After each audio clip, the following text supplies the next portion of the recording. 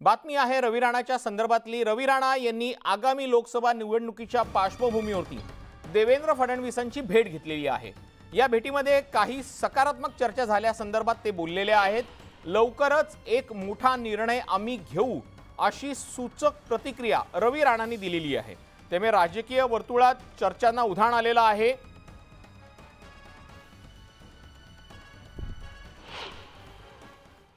तुम्ही काल देवेंद्र फडणवीस यांची भेट घेतली, काय नेमकी चर्चा झाली आणि लोकसभेसंदर्भात काय निर्णय घेण्यात आला? नाही, देवेंद्र फडणवीस साहेबांना मी नेहमीच भेटतो आणि गेल्या 12 वर्षापासून मी त्यांच्यासोबत आहे। त्यामुळं काही राजकीय चर्चा आहे, काही डेव्हलपमेंटचे इश्यू आहे, की महाराष्ट्राच्या राजकारणात चर्चा आहे।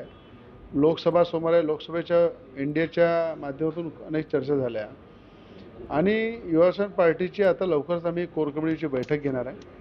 त्या खासदार नवनीत राणा ह्या कार्याध्यक्ष आहे युवासेना पार्टीमध्ये आणि एक अध्यक्ष म्हणून मी कोर कमिटीची बैठकीमध्ये आम्ही जे प्रस्ताव आहे, ज्या प्रस्तावात आमची चर्चा झाली आहे त्या प्रस्तावावर नक्की चर्चा करू आणि देशाचे पंतप्रधान मोदीजी, देशाचे गृहमंत्री अमित शहाजी आणि राज्याचे उपमुख्यमंत्री देवेंद्र फडणवीस साहेब त्यांचा जोही पॉझिटिव्ह प्रस्ताव येईल किंवा जो चर्चा झाली आहे त्यावर पॉझिटिव्ह कसा निर्णय घ्यायचा आहे त्यावर नक्कीच युवासेना पार्टीच्या वतीने या बैठकीमध्ये निर्णय घेतला जाईल।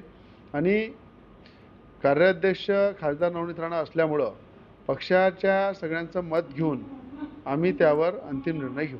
तो नेमका भाजपचा काय प्रस्ताव आहे असं चर्चा आहे की भाजपने तुम्हाला कमळावर नडावाचा प्रस्ताव दिलेला आहे, काय यावर तुमची कोर कमिटी निर्णय घेणार?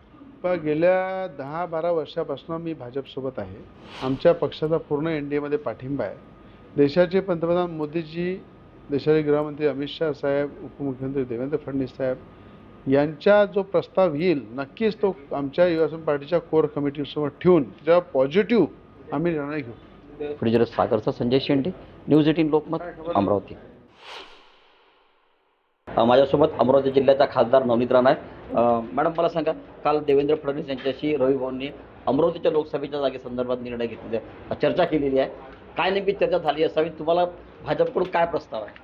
हे पहा, मी एवढंच सांगू शकते, रवीजी ज्या पक्षातून मी आज रिप्रेझेंट करते त्या पक्षाचे ते अध्यक्ष आहे आणि देवेंद्रजींसोबत, दादासोबत बसून काय चर्चा झाली ते नेहमी भेटत राहतात। विधानसभेला असो, आउटसाईड विधानसभा असो की अमरावतीमध्ये आल्यानंतर ते चर्चा त्यांची नेहमी असते आणि काही नवल नाही आहे की देवेंद्रजी दादा आमचे 2019 मध्ये आमचे पाठीशी होते, विधानसभा असो की लोकसभा, आणि आजही सुद्धा ते आमच्या सोबत आणि आम्ही त्यांच्या सोबत आणि एनडीएचे घटक म्हणून मी गेल्या 5 वर्षापासून त्यांच्यासाठी आणि आपले क्षेत्रासाठी मी काम करत आहे।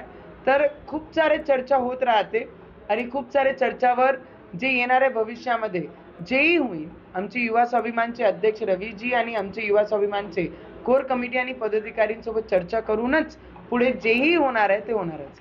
भावी तुम्ही लवकरच भाजपच्या स्टार प्रचारक म्हणून संपूर्ण भारतभर फिरणार आहात, ही मोठी संधी तुम्हाला मिळणार आहे, कसं पाहता याच्याकडे? मी तुम्हाला एवढंच सांगू शकते, सितारों को दिखाना नहीं पड़ता है कि उसकी चमक कैसी होती है, वो जहाँ पर भी होता है वो हमेशा ही चमकता रहता है। आणि येस, एनडीएच्या माध्यमातून जर त्यांनी माझे नावाची चर्चा केली आहे की येणाऱ्या काळामध्ये मी प्रचार केला पाहिजे, तर मी खुशनसीब आहे की एवढा मोठा घटक म्हणून जर मला या संधीसाठी त्यांनी चर्चा केली असेल माझ्या नावाची, तर मला वाटतं येणाऱ्या काळामध्ये सुद्धा मी त्या पद्धतीने प्रचार करेन, त्याच्यामध्ये काही शंका नाही।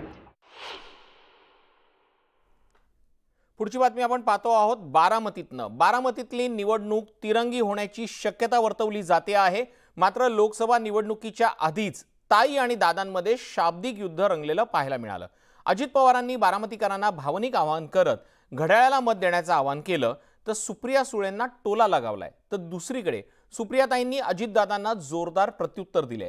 त्यामुळे पुन्हा एकदा बारामतीमध्ये ताई आणि दादा यांच्यातलं युद्ध लोकांना पाहायला मिळणार आणि कुणी कुणाची पर्स सांभाळायला जाणार नाही, तुम्ही ती काळजीच करू नका। काय बोलतात, काय करतात, काय आपण बोलतो नाही ना, त्याच्या संदर्भातलं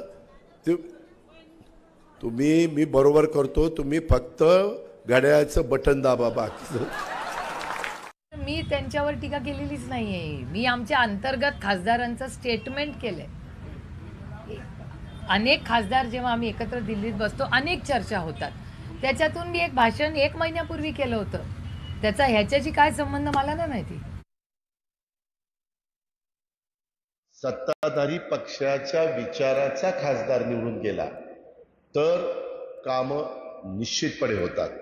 विरोधी पक्षाचा आमदार किंवा खासदार असला की तो आंदोलन करू शकतो, मोर्चे काढू शकतो, उपोषण करू शकतो, मागण्या करू शकतो, पण द्यायचं का नाही द्यायचं हे शेवटी सरकारच्या हातामध्ये असतं. 3 टर्म दादांच्याच विचाराचा खासदार होता ना, मग आता कुठला बदल होणार आहे? शेती खातं सोडून सगळ्या मंत्र्यांनी महाराष्ट्राला मदत केली आहे. आणि जरी मी विरोधातले विचाराचे खासदार असले तरी ह्या सगळ्या मंत्र्यांनी ऑन रेकॉर्ड, म्हणजे हा डेटा स्पीक्स फॉर इटसेल्फ, पार्लमेंटची सगळी मी भाग ज्याच्यात घेतलेला आहे, डिपार्टमेंट वाईज काढून बघा ना तुम्ही. Let data speak for itself. त्याच्या मी केलेली भाषणं, त्याला मंत्र्यांनी दिलेलं उत्तरं, माझे मतदारसंघातले प्रश्न मांडलेले त्याचा डेटा, आणि मी डिपार्टमेंट वाईज केलेलं प्रत्येक मतदारसंघात माझ्या झालेली मदत. Let data speak for itself. मी तर आज हे सगळं दिवसभर बघितलं ना. आज माझी 10वी बाळासाहेब सभा आहे. हे मी सगळं माझं हे यांचं प्रेम बघितलं तर समोरचा माणूस फॉर्म भरायला कसा धजावतोय तीच मला कळते. गळ्याच्यावर खोटं बोलत नाही. अरे लोकशाही आहे ना. काय आता तुम्ही पण लढू शकता लोकसभा, का नाही लढायची? तुम्ही नाही लढू शकता, आपण एकाच पक्षात आहोत. पण प्रत्येकाला अधिकार आहे. ही दडपशाही नाही आहे. काय हरकत आहे? मी तर उलट स्वागत करते. जेवढे जास्त लढतील तेवढा आनंद होतो. स्वागत केलं पाहिजे आपण.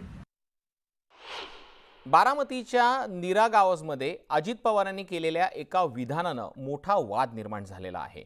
एका कार्यकर्त्याला मोक्काच्या कारवाईतनं वाचवल्याचं अजित पवारांनी